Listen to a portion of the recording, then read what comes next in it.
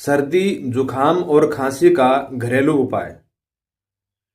सर्दी जुखाम के लक्षण: नाक से पानी, छींकी आना, आंखों में पानी, खुजली होना, गले में खराश होना, सर दर्द होना, हल्का बुखार आना, बलगम कफ वाली खांसी आना, सूखी खांसी आना। इन सब में बहुत अच्छा फायदा मिलता है। जुखाम तुरंत गायब हो जाती है। इसमें आपको क्या करना है?